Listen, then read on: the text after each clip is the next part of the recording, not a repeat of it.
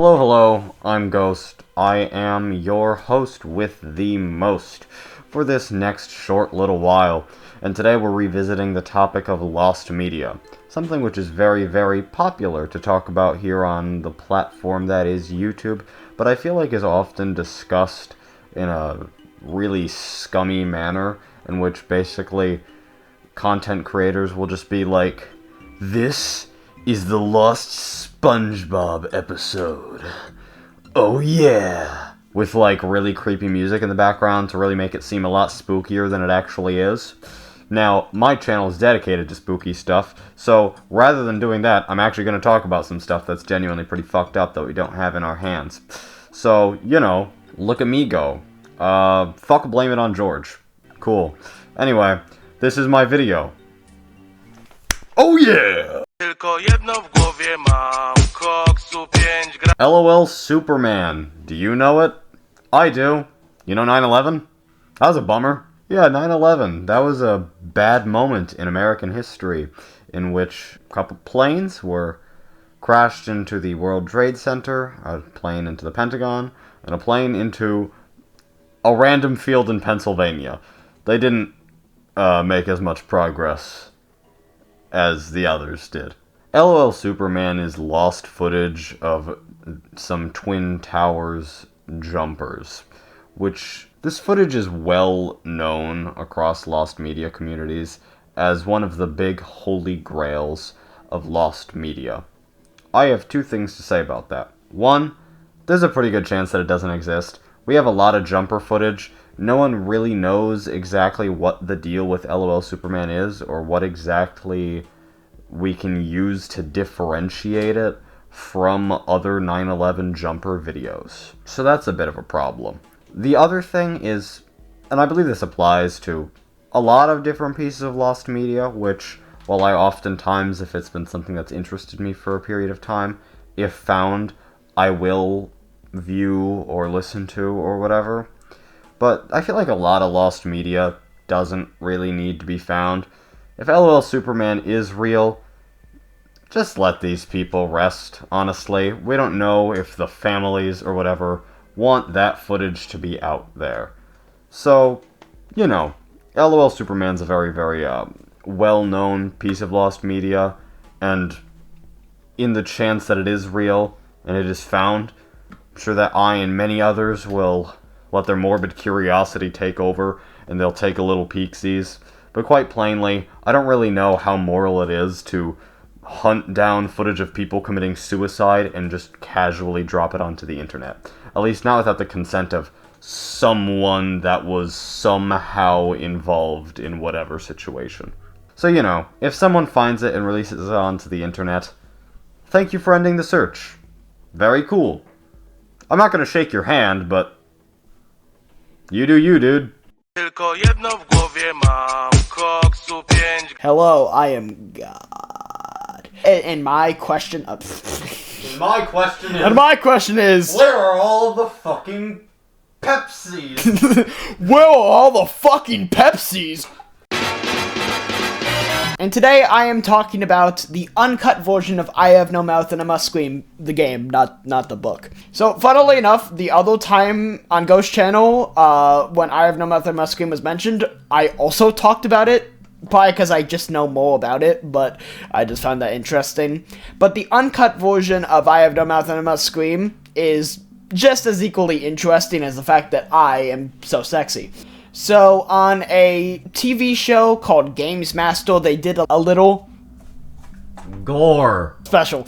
And included in that was I Have No Mouth and I Must Scream, and we actually got to see unreleased content from I Have No Mouth and I Must Scream. We are missing the uncut version of this game, which included more dead bodies in Gore Store segment. There's also this little sad puppy who becomes less sad if you feed it a human heart. Funnily enough, you still incorporate the human heart and Gore Store segment, I still think, but I think it's for a different thing. There's also content of an Ellen death screen, which I'm not going to go into detail, but it's a lot worse than it is in the actual game when the quote-unquote rape scene happens. And then Benny eats a child. Also, a deleted subplot that could have been in the game is that Benny was gay, because in the book he is, and also he has massive testicles in the book as well. So anyway, but this is incredibly interesting considering how, again, the content we do have about this was from a 90s TV show. That is absolutely, that is a crazy find, I believe. I mean, obviously, eventually, one day, I hope that we get to see the full footage of what was cut, because we only have part of it, I think. But also, just, get to, maybe someone could mod it into the game or something, which would be cool. But honestly, as long as we know it exists and, we have some footage of it, I'm content with what we have so far, even though I do wish that we could somehow implement some of the stuff that wasn't there into the actual game. Next, we'll be talking about the lost notes of Albert Fish. Albert Fish was a serial killer and sex offender from America, and he did a lot of really, really, really bad stuff, if you couldn't assume by the fact that I introduced him as a serial killer and sex offender from America. Before his execution, Fish wrote several notes detailing all sorts of terrible, terrible things he did, and, just kind of expressing his mentality a little bit, or at least so people speculate, because his lawyer, James Dempsey, refused to allow the court to read these notes, claiming that they were the most vile thing he'd ever had the displeasure of reading. He refused to let anyone get their hands on them, and now that Fish and Dempsey are both dead, no one has the slightest clue as to, what truly was on it. It's all speculation at this point. What we do have is a letter written by Fish. So this letter was directed to the parents of Grace Budd, and it read, and I will be skipping a large portion of this because it's a rather long letter. On Sunday, June 3rd, 1928, I called on you at 406 West 15th Street. Brought you a pot, cheese, strawberries. We had lunch. Grace sat in my lap and kissed me. I made up my mind to eat her, on the pretense of taking her to a party. You said yes, she could go. I took her to an empty house in Westchester I had already picked out. When we got there, I told her to remain outside. She picked wildflowers. I went upstairs and stripped all my clothes off. I knew if I did not, I would get her blood on them. When all was ready, I went to the window and called her. Then I hid in a closet until she was in the room. When she saw me all naked, she began to cry and tried to run down the stairs. I grabbed her, and she said she would tell her mama. How she did kick, bite, and scratch. I choked her to death, then cut her in small pieces so I could take my meat to my rooms, cook it, and eat it. How sweet and tender her... Ooh, that's a horrible line. How sweet and tender her little ass was roasted in the oven. It took me 9 days to eat her entire body. I did not fuck her, though I could have, had I wished. She died a virgin. The reason I read you this is to show how barbaric Albert Fish was. Truly, one of the most vile beings we have real information about. And, the reason I read you this is to make a point. We have access to this. What's in his notes was so bad that no one was allowed access to it. Just something to think about.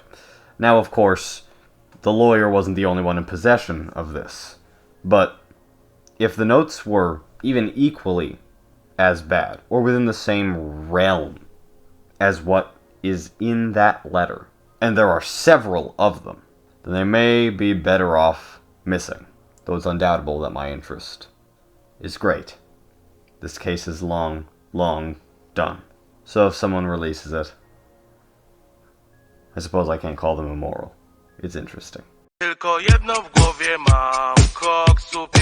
The interesting thing about the Elliot Rodger case, though, is us, the public, actually has, a way to look into the psyche of this man through not only the YouTube videos he published before he went on the rampage, but also the manifesto that he wrote right before the rampage. If you do not know who Elliot Rodger is, basically he was this incel douchebag who later on went to kill 6 people because women didn't like him. But shortly after all this happened, a guy on Reddit made, I think it was 3 posts about an Elliot Rodger video game. I am being 100% serious about this. He uploaded a YouTube video which we don't know the contents of because it is lost. We do have the thumbnail, I can show that right here. The people on Reddit reacted about as calmly as, you would, which was to tell him to kill himself. Which, fair enough, but also some of these responses are just goofy as fuck. But then his YouTube channel got terminated, and so the video is just gone because nobody seems to have had it. So we don't know if the actual game was a joke or if this was a real game that was being made or was finished. So this is kind of a 2-part lost media search in the sense that we don't know where the video is and we also don't know where the game is. Should this be ever see the light of day? Maybe the video, because that would just be like to finally get an idea of what the hell this was, because we have very little information about what this was besides the fact that on multiple things, even on a Reddit post, anyone have any information about the Elliot Rodger case? He randomly just commented Elliot Rodger the video game and then posted a link to the video. Who the hell was this man? The game should probably never see the light of day, considering how just making a video game about, where you play as a shooter of some sense who was real is kind of messed up, to be honest, considering, the victims of the families are still alive, and, you are playing as the person who killed the families. So, maybe not the best thing. But overall, the way I want to leave this segment is stop making video games about mass shootings. Please, why are you doing this? April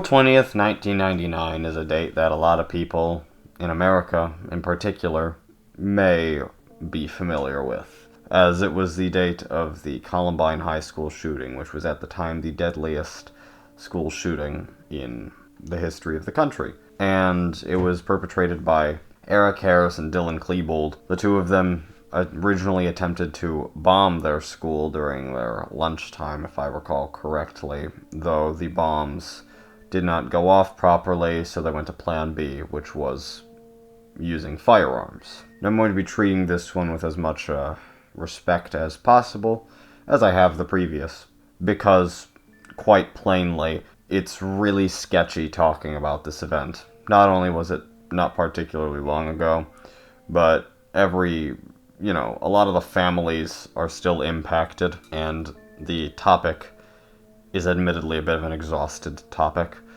and I feel like, if these families don't want this to be so theorized about and whatnot, that's understandable, spread awareness. But I will be briefly talking about this piece of lost media associated with the Columbine shootings, which is a large portion of the library 911 call which occurred during the shooting. We have about 5 minutes that was publicly and properly released, and another 20 seconds which captures both one death and one injury. The full call captures every death which occurred in the library, which I believe was 10 or 11.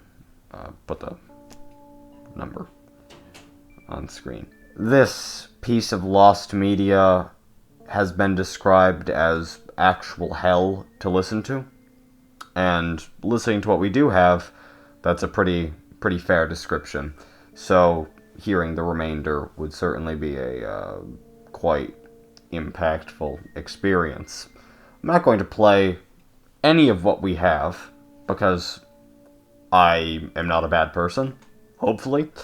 So I'm going to choose not to do that, though it is publicly available on YouTube, and the later found audio, which included the one death and one injury, was released onto Reddit, if I recall, in r/last images, I believe. So if your morbid curiosity is really piqued enough that you want to experience that, you can find them in those respective locations. The Columbine High School massacre is one of the most impactful moments in American history, and ever since then, there have been copycat shooters and it's something that seriously needs to be tackled in some intelligent way, which won't breed more violence.